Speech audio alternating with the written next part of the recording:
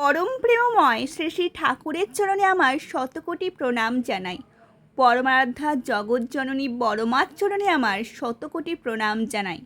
আপনাদের প্রতি প্রত্যেককে আনন্দিত জয় গুরুরা।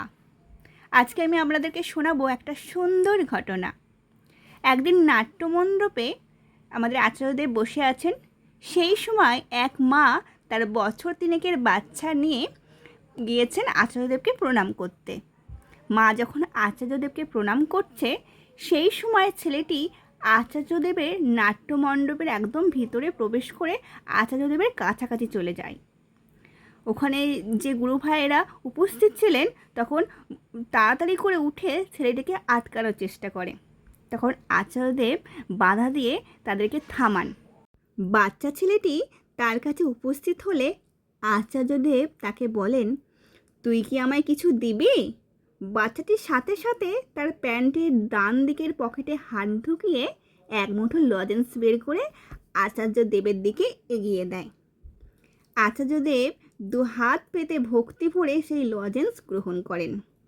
তিনি পুনরায় বাচ্চাটিকে বলেন, তোর কাছে আর লজেন্স আছে? বাচ্চাটি লজেন্স বের করে আবার আচার্যদেবের হাতে দেয়। আচার্যদেব আবারও বাচ্চাটিকে বলেন, তোর কাছে আর আছে? বাচ্চাটি এবার তার জামার বুক পকেট থেকে কিছু লজেন্স বের করে আচার্যদেবের হাতে দেয়। আচার্যদেব আবারও বলেন, আর আছে? এবার বাচ্চাটা তার মুখের ভিতরে যে লজেন্সটা ছিল সেটা বের করে আচার্যদেবকে দিতে চায়। আচার্যদেব তখন হাসতে হাসতে তাকে বলেন, থাক, ওটা তোর কাছেই থাক। ছেলের কাণ্ড দেখে মা তো একদম অবাক হয়ে যায়। তারপর মা বাচ্চাটির হাত ধরে বাইরে নিয়ে আসে। এবার প্রণাম করে মা ও ছেলে নাট্যমণ্ডপের বাইরে এসে দাঁড়ায়। ওখানে উপস্থিত সবাই অভিভূত হয়ে এই দৃশ্যটি দেখছিলেন। আচার্যদেব দুহাত ভরে বাচ্চাটির দেয়া লজেন্স নিয়ে একটা মিনিট নীরব হয়ে বসে আছেন। তারপর পরম ভক্তি ভরে সমস্ত লজেন্স কপালে ঠেকিয়ে লজেন্সগুলো পরম যত্নে পাশে রেখে দিলেন। সমগ্র নাট্যমণ্ডপ তখন স্তব্ধ।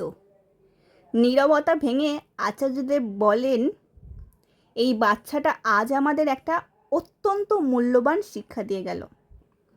ঠাকুরকে ভালোবাসতে হয় এভাবেই, নিজের সমস্ত কিছু উজাড় করে দিয়ে। যে উজাড় করে দেওয়ার মধ্যে কোনো সংশয় নেই, কোনো দ্বিধা নেই, নেই কোনো প্রত্যাশা, আছে শুধু এক অন্তহীন ভালোবাসা। ও আমাদের আজ অপ্রত্যাশী ভালোবাসার শিক্ষা দিয়ে গেল। তাই তো আচার্যদেব প্রতিদিনই বলছেন, ঠাকুর আমাকে ভালোবাসেন কি না এটা আমার কাছে প্রশ্ন নয়, আমি ঠাকুরকে ভালোবাসি কি না এটাই আমার বিবেচ্য।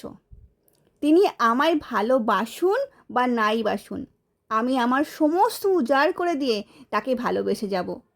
যখন থেকে ঠাকুরকে আমার জীবনের চালক রূপে গ্রহণ করেছি দীক্ষার মধ্যে দিয়ে, তখন থেকেই তিনি আমার প্রতিক্ষণ প্রতি মুহূর্ত আমার সাথেই আছেন।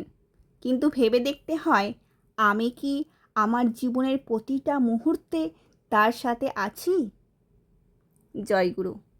সকলের ইষ্টচ্ছল জীবন প্রার্থনা করি। সকলে খুব ভালো থাকবেন, পরম দয়ালকে মাথায় নিয়ে চলবেন। জয়গুরু সকলকে।